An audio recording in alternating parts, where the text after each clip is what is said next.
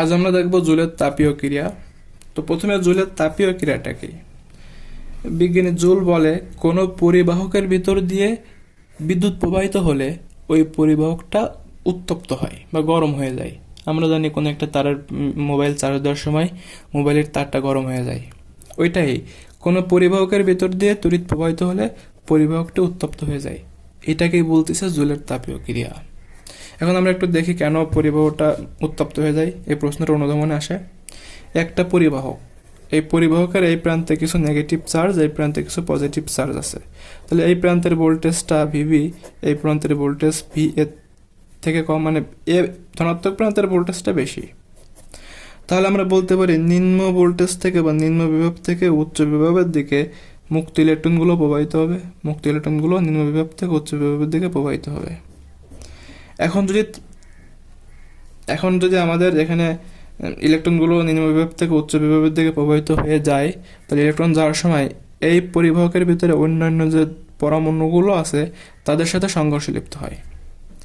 পরমাণুগুলোর সাথে সংঘর্ষ লিপ্ত হওয়ার পর এই মুক্ত ইলেকট্রনগুলোর যে গতিশক্তিটা, তা কিছু পরিমাণ গতিশক্তি এই পরমাণুগুলো পেয়ে যায়। যেহেতু পরমাণুর সাথে সংঘর্ষ হচ্ছে, তাহলে আমরা বলতে পারি পরমাণুর গতিশক্তি বেড়ে যায়।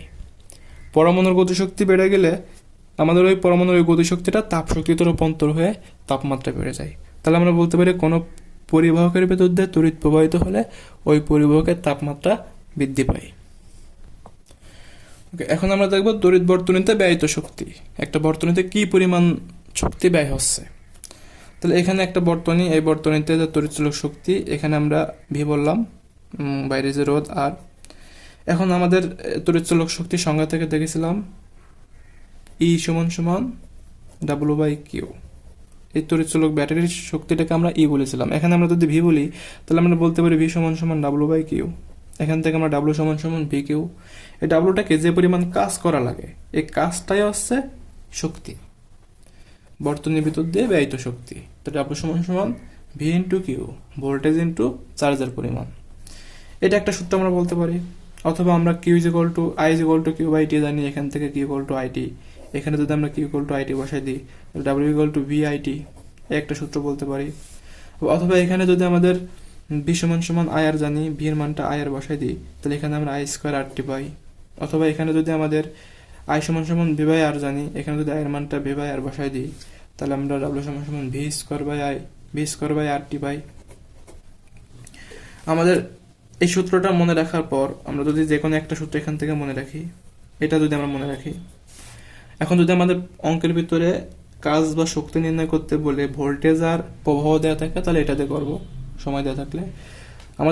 আমাদের ডাটার ভিতরে যদি ভোল্টেজ না দিয়ে রোধ দেওয়া থাকে, ভি না দিয়ে আর দেওয়া থাকে, তাহলে আমরা ভি সমান সমান আয়ার করে ভি এর মানটা আয়ারে কনভার্ট করে আয়ার বসাবো। যদি আমাদের প্রশ্নের ভিতরে আই না দিয়ে ভোল্টেজ আর রোধ দেওয়া থাকে, তাহলে আই সমান সমান ভি বাই আর, আই সমান সমান ভি আইটাকে ভোল্টেজ আর রোধে কনভার্ট করে এখানে বসাই দেবো। তো এইভাবে আমরা সূত্রগুলো মনে রাখতে পারি। যে কোনো একটা মনে রাখলে আমরা বাকিগুলো এমনি থেকেই বের করতে পারবো এই সূত্রগুলোর সাহায্যে। তো এই সূত্রগুলো আমরা একসাথে লিখে পাই ডাব্লু সমান সমান ভি কিউ, অথবা ডাব্লু সমান সমান ভি আই টি, ডাব্লু সমান সমান আই স্কোয়ার আর টি, অথবা ডাব্লু সমান সমান ভি স্কোয়ার বাই আর টি। এটাকে আমরা বলতেছি ব্যয়িত শক্তি অথবা কাজ। ওকে, এখন হচ্ছে আমরা দেখব ক্ষমতা। আমরা জানি কাজ করার সামর্থ্যকে ক্ষমতা বলে বা কাজ করার হারকে ক্ষমতা বলে। এখানে নিচে যেহেতু সময় আছে, আমরা এটাও বলতে পারি একক সময়ে যে পরিমাণ কাজ করে সেটাকে আমরা ক্ষমতা বলতে পারি, পি সমান সমান ডাব্লু বাই টি। এখন যদি আমাদের এই সমীকরণ থেকে ডাব্লু এর মানটা এখানে বসাই দিই, ভিআই, এখান থেকে ডাব্লু এর মানটা আমরা বসাই দিই ভিআইটি, তাহলে টি কেটে ভিআই থাকে, তাহলে পি সমান সমান ভিআই একটা সূত্র বলতে পারি ক্ষমতার। তারপরে এখান থেকে যদি আমি ডাব্লু এর মানটা ভিআইটি না বসাই আই স্কোয়ার আর টি বসাই, তাহলে আই স্কোয়ার আর টি বসালে টি কেটে যায় আই স্কোয়ার আর থাকে। অনুরূপভাবে এখানে ভি স্কোয়ার বাই আর থাকবে। তো আমরা সহজে মনে রাখতে পারি শক্তির সূত্রে থেকে টি গুলো বাদ দিয়ে যা পাই, V I, I square R, V square by R, এইগুলোকে আমরা ক্ষমতা বলতে পারি। এখন আমরা শক্তির বিভিন্ন একক দেখব। তো আমরা জানি শক্তির একক জুল, এসআই একক জুল জানি। তো তো আমরা একটু আগে দেখেছিলাম ক্ষমতা পি সমান সমান W/T, এখান থেকে W সমান সমান PT বলা যায়। এবং আমরা জানি ক্ষমতার একক জুল, ক্ষমতার একক ওয়াট। তাহলে এখানে শক্তির একক ওয়াট ইন্টু ক্ষমতার একক ইন্টু সময়ের একক, তাহলে ওয়াট ইন্টু সেকেন্ড। তাহলে আমরা বলতে পারি 1 জুল সমান সমান 1 ওয়াট সেকেন্ড। তাহলে আমরা শক্তির একক জানি জুল, এখান থেকে আমরা দেখতে পেলাম শক্তির একক হচ্ছে ওয়াট সেকেন্ড, একটা একক শক্তির একক ওয়াট সেকেন্ড।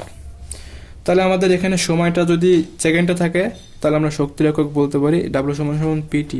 এই সমীকরণ থেকে সময়টা যদি আমাদের সেকেন্ডে থাকে আর ক্ষমতা যদি ওয়াটে থাকে তাহলে আমরা 1 জুল সমান সমান 1 ওয়াট সেকেন্ড বলতে পারি। এখন যদি আমাদের ক্ষমতাটা ওয়াটে কিন্তু সময়টা ঘন্টায় থাকে তাহলে আমরা 1 ওয়াট আওয়ার বলতে পারি। ক্ষমতা ওয়াটে কিন্তু সময়টা হচ্ছে ঘন্টায়, তাহলে আমরা এখানে 1 ওয়াট আওয়ার বলতে পারি। তাহলে আমাদের সময়টা সেকেন্ড থেকে ঘন্টায় নিতে গেলে 60 ইন্টু 60 গুণ করলে মিনিটে, আরও 60 গুণ করলে আমাদের ঘন্টায় আসবে। তাহলে আমরা এখান থেকে কাজের একক 1 ওয়াট আওয়ার বলতে বুঝি 1 ওয়াট, এবং 1 আওয়ার বলতে 60 ইন্টু 60 সেকেন্ড। 1 ঘন্টাকে আমরা 60 ইন্টু 60 সেকেন্ড লিখতে পারি। তাহলে 1 ওয়াট আওয়ার মানে 3600 জুল।